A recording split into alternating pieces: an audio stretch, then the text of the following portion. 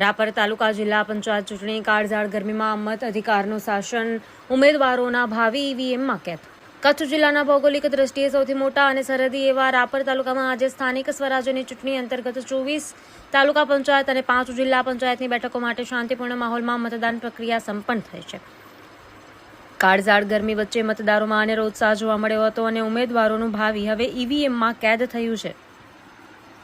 ચૂંટણીમાં સૌથી વધુ આકર્ષણનું કેન્દ્ર ગાગોદરના 111 વર્ષીય વડીલ રાયમલભાઈ જીવાભાઈ ભરવાડ રહ્યા હતા. આટલી વયોવૃદ્ધ અવસ્થામાં પણ તેમણે મતદાન મથકે પહોંચી પવિત્ર મત અધિકારનો ઉપયોગ કરી યુવા પેઢી માટે જાગૃત નાગરિકનું ઉદાહરણ પૂરું પાડ્યું હતું. આ ઉપરાંત અનેક મતદાન મથકો પર વરરાજાઓએ પણ લગ્નના માંડવે જતા પહેલા મતદાન કરી પોતાની લોકશાહી પ્રત્યેની ફરજ નિભાવી હતી. ચૂંટણી દરમિયાન કાયદો અને વ્યવસ્થાની સાથે રાપર અને ગાગોદર પોલીસે માનવતાનું ઉત્તમ ઉદાહરણ પૂરું કર્યું હતું. મુકેશભાઈ રાઠોડ અને તેમની ટીમે મતદાન મથકે આવેલા અશક્ત અને સિનિયર સિટીઝન મતદારોને પોતાની ગોદમાં ઉપાડીને મતદાન કુટી સુધી પહોંચાડ્યા હતા. નલિયા ટીંબા બૂથ પર પોલીસે અશક્ત મતદારોને સહાય કરી હતી. પોલીસની આ સેવાકીય કામગીરીને પ્રજાએ મુક્ત કંઠે વખાણી છે. સાંજે 5 વાગ્યા સુધીમાં તાલુકાની 24 બેઠકો પર અંદાજે 50.65% જેટલું મતદાન નોંધાયું હતું.